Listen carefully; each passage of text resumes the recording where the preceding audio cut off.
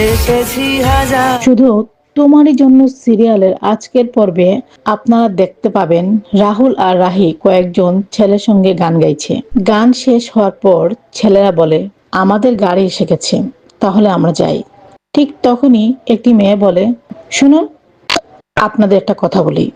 ভালোবাসা এমন একটা জিনিস, যতই চেষ্টা করুন না কেন সেটা কখনো লুকিয়ে রাখা যায় না। এরপর সবাই চলে যেতে থাকে। তখন রাহুল বলে, রাহি, শুনলে তো মেয়েটা কি বলল?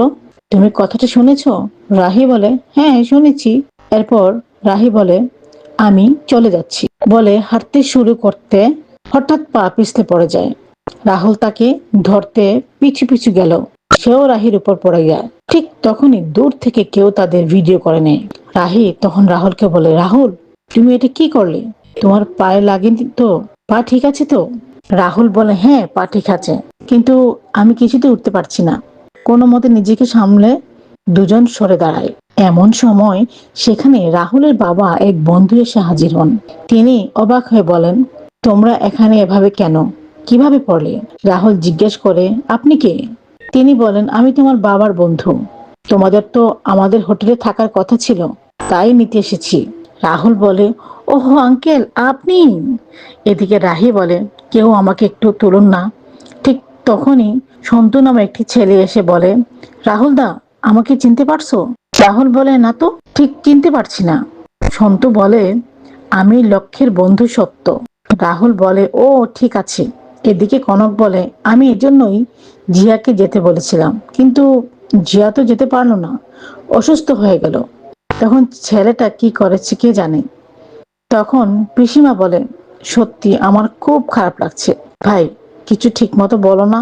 শুধু বললো গাছ ভেঙে পড়েছে, তাই বাড়ি আসতে পারবে না, ব্যাস এইটুকুই বললো। ঠিক তখনই মিমোর মোবাইলে একটি ভিডিও আসে। ভিডিও দেখে হাসতে শুরু করে। রাহুলের বাবা রাজীব জিজ্ঞেস করেন, এই মিতু, তুই হাসছিস কেন? মিমু বলে, কেন হাসছি? তোমরা তো এতক্ষণ চিন্তা করছিলে যে ওরা ভালো নেই, কিন্তু দেখো ওরা তো খুবই ভালো আছে। দাঁড়াও তোমাদের ভিডিওটা দেখাই। এরপর সবাই ভিডিও দেখে।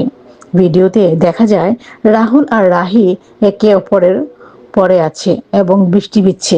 ভিডিও দেখে কনক চোখ বন্ধ করে ফেলে।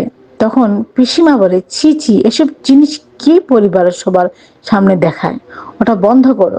ভিক্টর তখন বলে, সত্যি পুরো রোমান্টিক দৃশ্য, মনে হচ্ছে যেন কোনো সিনেমার দৃশ্য। তখন পিসিমা বলে, ছি, লজ্জা শরম বলে কিছু নেই। ওই মেয়েটা কি 7 সমুদ্র 13 নদী ধোয়ায়? কনক বলে, এসব করার জন্যই বুঝি ওখানে গেছে। পিসিমা আবার বলে, আমি মেয়েটাকে দেখি যতটা অবাক হই ততটা অবাক হয়ে থাকি।